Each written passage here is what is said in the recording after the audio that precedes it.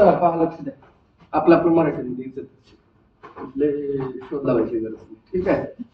चल, हा काय आहे? ट्रॅपेझियम. ट्रॅपेझियम काय असतो बेटा? What is a trapezium? Trapezium मध्ये समजा एखादी क्वाड्रिलॅटरल आहे, that is A B C D. काय आहे? क्वाड्रिलॅटरल आहे. त्याच्यामध्ये एक अपोजिट साइड पॅरलल असते. किती पॅरलल असतात? एक अपोजिट साइड. इथं कोण कोणाला पॅरलल आहे? इथं ए बी पॅरलल आहे सी डी ला किंवा डी सी ला. आहे का? बघा बरं का. आहे. ओके. आता आपल्या लक्षात घ्या, एक तुम्हाला प्रॉपर्टी शिकवतो.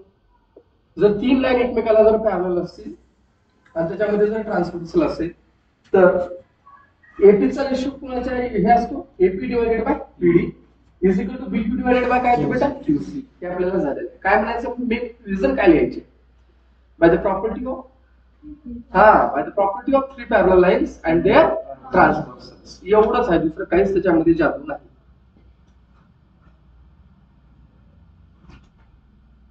एक सेकंड. काय कुठं नाही की काय नाही, डोकं खराब होईल बस. एक झालं तर एक राहते, एक झालं एक राहते.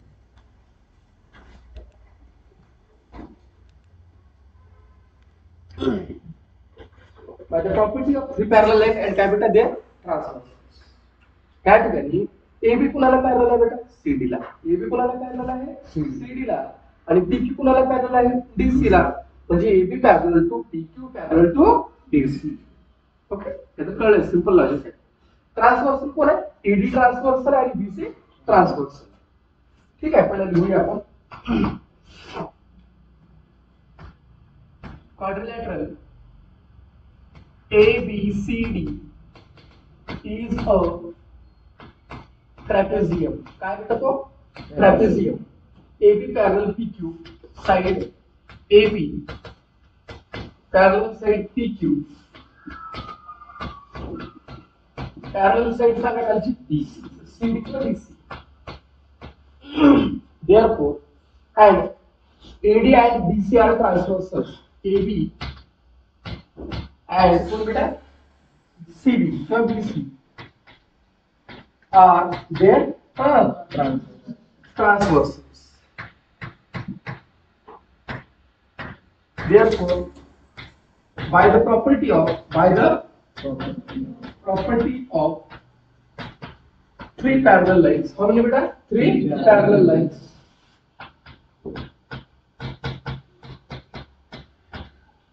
And their transversals. And their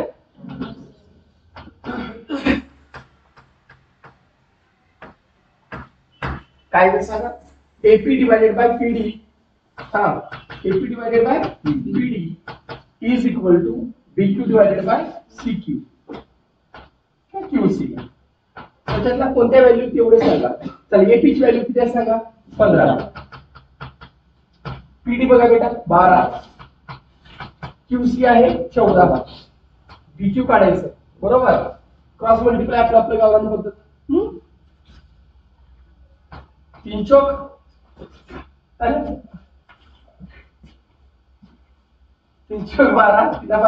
15.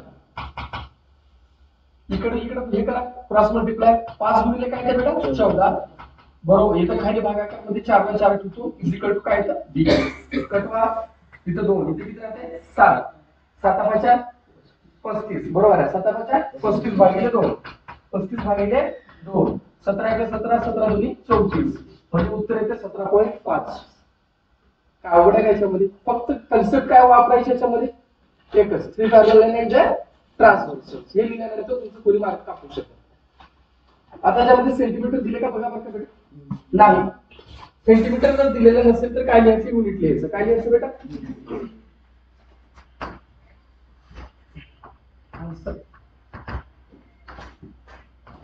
BQ is equal to 17.5 unit. काय अडचण याच्यामध्ये? लिहू नका उत्तर. थांबा, सोपे गणित. पहिले 2-3 शिकवतो सारे, त्याच्यानंतर करू आपण. याच्यात कुणाला काय डाऊट आहे का बेटा? कुठे? ट्रान्सव्हर्सल का? अच्छा, इथं बघ ED ना. ट्रान्सव्हर्सल AD आणि दुसरा काय? BC. व्हेरी गुड, बरोबर आहे. इथपर्यंत कुणाला काय अडचण आहे पहिल्या प्रॉब्लेम मध्ये? चला 7वा बघा. सेम बघा सोल्युशन काय दिले सांगायचं.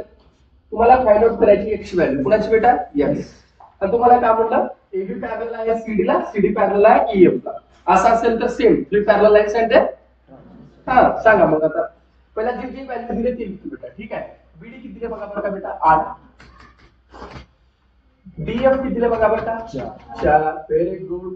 एसी बघा बेटा 12 आणि सी बघा बेटा 40. बरोबर आहे. एबी कुणाला पॅरलल आहे बेटा सीडी कुणाला पॅरलल आहे बघा ईएफ ला. कोणती आता बघा BF and AE, BF and AE, AE is are there transversals? Are there?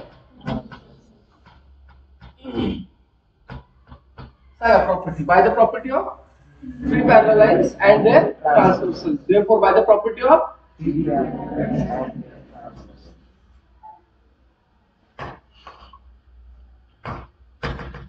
by the property of three parallel lines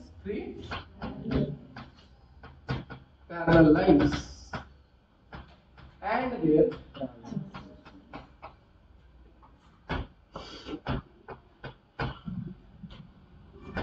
चलो बोलो काय येते सांगा बरं का. BD divided by DF सांगा. BD divided by DF is equal to AC divided by CE. AC divided by CE. What is the value of the BD? 8. DF बघा बेटा 4. What is the value of AC? 12. हिची काय आहे? Yes. 4 के 4 4 दुनी 8. इकडला भागाकार इकडून काय होतो बेटा? गुणाकार. 2x बरोबर किती आला बेटा? 12. x बरोबर 12 भागिले 2 म्हणजे x बरोबर किती आला? 6. What is the value of the 6? What is the value of 6? Sorry, x. How many units? 6. खरं सांगा बरं काय जर अवघड आहे त्याचं. सिंपल आहे का नाही. फक्त कशामध्ये घ्यायचं रेशो. कोणते प्रॉपर्टी यूज करायचं by the property of three parallel lines and their by the property of three parallel lines and their transformations. तिसरा सोपा आहे ना. पुढे चलू का पुढे चलू.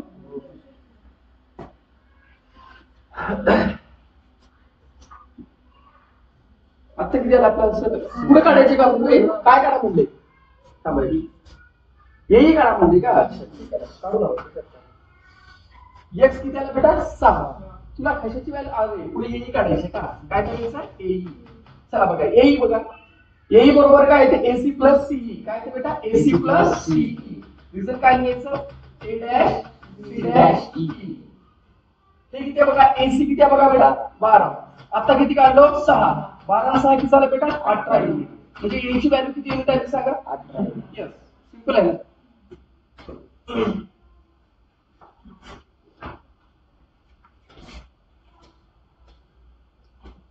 हे पहा त्याला पहिला एकदा एक्सप्लेन करतो मग त्याच्यानंतर शिकवतो. ठीक आहे. प्रॉब्लेम सेट मधला हा 8वा गणित आहे. थोडं लक्षात आहे बघा. AP in the figure segment PA, segment QB, segment RC and segment SD are perpendicular to the line AD. Perpendicular to the line AD ला perpendicular. हा 90 हा 90 हा 90 हा 90. जर समजा हा अँगल ह्याला करस्पॉन्डिंग आहे हा अँगल ह्याला करस्पॉन्डिंग आहे हा अँगल ह्याला करस्पॉन्डिंग आहे तर हे लाइन ह्याला पॅरलल आहे हे लाइन ह्याला पॅरलल आहे आणि हे लाइन ह्याला पॅरलल आहे. बाय रिझन एक प्रॉब्लेम निघतो by the property of corresponding angle test. ते 60 डिग्रीचं काहीतरी होतं बघा ट्रायंगल मध्ये होतं ना. By the property of three parallel lines and by the property of corresponding angles test. By the property of corresponding angles test. आता जर समजा त्या ठिकाणी आपण त्यांना दाखवलं तर ह्या ठिकाणी काय झालं सिंपल आहे की ही लाइन ह्याला पॅरलल आहे ही लाइन ह्याला पॅरलल आहे. मग आता आपण या ठिकाणी कोणता प्रॉपर्टी यूज करू शकतो by the property of three parallel lines and their transformations. First of all आपल्याला या ठिकाणी त्याची व्हॅल्यू किती लिहावी लागेल व्हॅल्यू बघा, एबी ची व्हॅल्यू किती आहे बघा बरं का, 60 आहे. बीसी ची किती आहे बघा बेटा, 70 आहे. सीडी ची किती आहे बेटा, 80 आहे. आणि तुम्हाला पीएस पूर्ण दिलेला आहे. पीएस आहे बेटा 280 दिलेला आहे. दिलेला आहे पीएस 280. तर तुम्हाला व्हॅल्यू कुणाची फाइंड आउट करायचं आहे, तर तुम्हाला पीक्यू ची व्हॅल्यू फाइंड आउट करायची आहे, क्यूआर ची करायची आहे, आणि त्याच्यानंतर आरएस ची व्हॅल्यू तुम्हाला फाइंड आउट करायचं आहे. खूप सोपं आहे, समजून घेतो. हे तर आपण परत सांगितलं. आता जे आपल्याला दिलेलं आहे ते आता आपण सांगितलं. पीक्यू बरोबर जे तुम्हाला सांगितलेलं आहे, काय दिले रेशो मध्ये तुम्हाला, PQ is to QR is to RS is equal to किती दिले, 60 70 आणि किती दिले बेटा, 80 दिलेले. ठीक आहे. याला जर डिवाइडेड बाय 10 ने जर सर्वांना केलं तर रेशो काय येतो बेटा, 6 7 आणि 8. पण पुन्हा आपण कॉमन मल्टिपल काय धरतो बेटा, x. काय धरतो आपण, x. म्हणजे पीक्यू काय आला 6x, क्यूआर काय आला 7x, आरएस काय आला 8x. पीएस कडे घुसा, पीएस कडे. What is the PS, PQ plus QR plus RS. बघा, PQ plus QR plus RS. PQ आताच काढला किती आहे, 6x. क्यूआर किती आहे बेटा, 7x. आणि आरएस किती आहे, 8x. किती आहे बेटा, 8x. आता जर आपण याला पुढे जर आपण त्याला म्हणजे व्हॅल्यू काढून घ्यायची, 21x बरोबर काय आलं 280. इकडला गुणाकारातला 21 तिकडे जाऊन काय होतो बेटा, भागाकार. तर x बरोबर 280 भागिले काय येते 21. मग 280 भागिले जर 21 केलं तर पुढे काय येते 40 भागिले 3.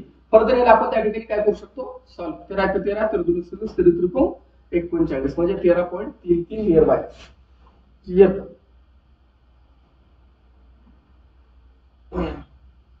ठीक आहे. किंवा ऍज इट इज ठेवले त्याला पुढे काय करू शकतो आपण, पीक्यू ची व्हॅल्यू, क्यूआर ची व्हॅल्यू आणि कशाची व्हॅल्यू काढू शकतो, जे काही असेल आरएस त्याची व्हॅल्यू फाइंड आउट करू शकतो. चला टप्प्याटप्प्याला जाऊ. पहा, सेगमेंट पीक्यू कोणता बेटा, सॉरी पीए. सेगमेंट कोणता, पीए. चला सांगा सर्वांनी, सेगमेंट पीए कुणाला परपेंडिक्युलर आहे, ऑलरेडी सांगितले ईडी ला ना, इथे दिली की कुणाला परपेंडिक्युलर आहे, लाईन ईडी ला. सेगमेंट दुसरा सांगा, क्यूबी. सेम कुणाला परपेंडिक्युलर आहे, लाईन ईडी ला. पुढे सांगा, परपेंडिक्युलर टू लाईन ईडी. पुढे सांगा, segment perpendicular to line ED. Given, बरोबर आहे. देयरफॉर त्या ठिकाणी सर्वांचा अँगल किती डिग्री झाला बेटा, 90 डिग्री झाला. थोडं एक्सप्लेन करतो जरा, थोडं दिलेलं आहे याच्यामध्ये. So angle A, angle B, angle C, angle D is equal to बेटा 90 डिग्री. किती डिग्री, रिझन काय म्हणायचं, करस्पॉन्डिंग अँगल. कोणते अँगल, करस्पॉन्डिंग अँगल. असं जर असेल तर therefore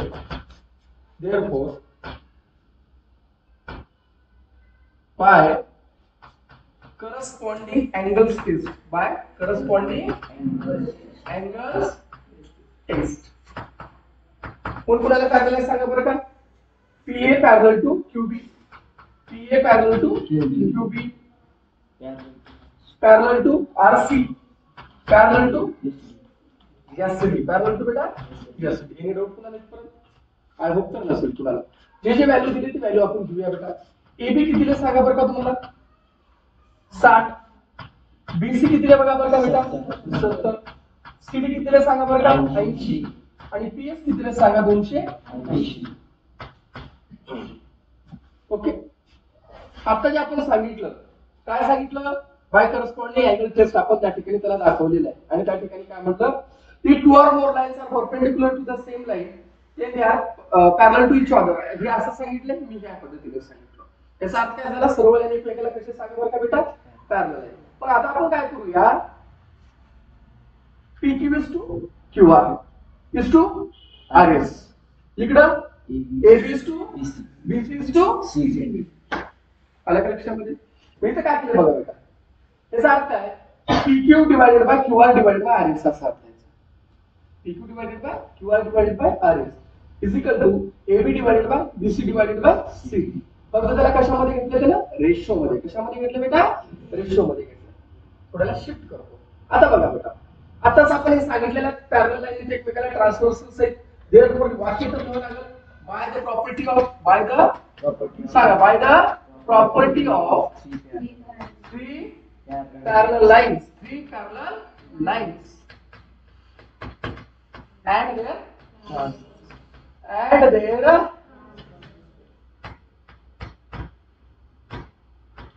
पहिला एकचा रेशो घेऊ आपण PQ is to सांगा PQ is to QR is to very good इकडे सांगा याचा अर्थ कसं होतो बेटा PQ divided by QR divided by RS असाच अर्थ होतो काही वेगळा होत नाही ठीक आहे इकडे या चला AB is to BC is to AD any doubt AB ची व्हॅल्यू दिली तुम्हाला आय थिंक 60 आहे हे किती आहे 70 आणि हे किती आहे 80 मग आता काय येते बघा therefore PQ is to QR is to RS is equal to 6 is to 7 is to 8 कसं का divided by 10 each term divided to each term by 10 इकडे आलं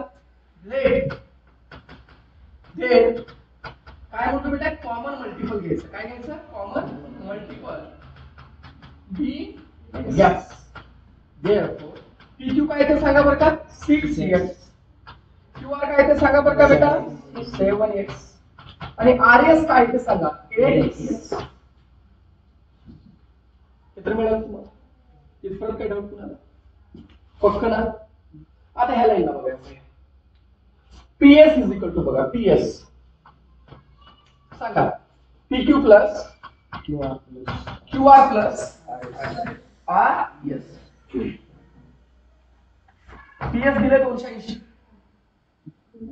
करेक्ट आहे का 280 हे काय येते 6x 7x आणि काय बेटा 8x 7x 8 15 6 21 therefore 21x बरोबर काय आलं बेटा 280 therefore x बरोबर काय येते बेटा 280 भागिले 21 आता ह्याला कटूया आपण बघा बघा कुठपर्यंत कटते 7 ला कटते बघा 7 1 7 7 2 14 7 3 21 7 4 28 आणि 7 3 21 म्हणजे 40 भागिले किती येते बेटा 3 कुणाची किंमत आली आहे x ची कुणाची आली x ची किती किंमत आली 40 भागिले 3 चा थोडं पुढे या 40 भागिले 3 आता बघा PQ काय होतं काय करायचं PQ काढायचं ना 6x होतं बरोबर आहे 6 into x ची किंमत आता किती काढला भागिले 3 ना 3 1 3 3 2 6 40 गुणिले 2 बरोबर काय आलं बेटा 80 QR बरोबर काय होतं सांगा 7x 7 गुणिले 40 भागिले 3 बरोबर आहे मग वरी 7 चोक 28 भागिले 3 भागाकार झाला 30 किती होईल झालं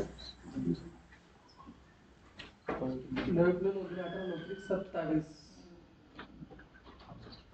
सिंपल करा 28 भागिले 3 आहे ना बघा ना 7 चो 13 5 13 5 15 30 18 13 17 18 24 3 9 3 9 27 का 1 0 3 3 9 93 काय पॉइंट मध्ये काढायचं म्हणजे आपल्याला ठीक आहे 9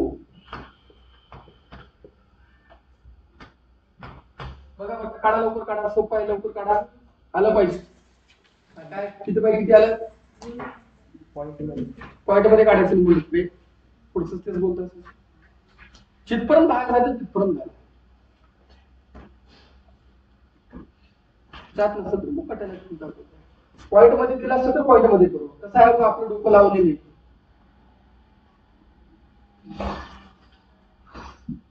ऍज इट इज राहू द्या चला आता PQ QR पुन्हा काय बेटा RS सांगा 8 गुणिले 40 भागिले 3 832 जाते का बघा 832 झाला त्याचा सुद्धा काय येते एवढं सांगितलं हे झालं RS हे झालं QR आणि हे झाला ओके तर एकदा थोडं काय करा बघून घ्या काय अवघड आहे का त्याच्यामध्ये सांगा बरं का कुठे थोडं असं टफ वगैरे आहे का काही फक्त एकदा लॉजिक कळलं ना तर लगे ऑटोमॅटिक तुम्हाला गणित द्यायला लागतं ठीक आहे बेटा करतो का आता चल न बघता करायचं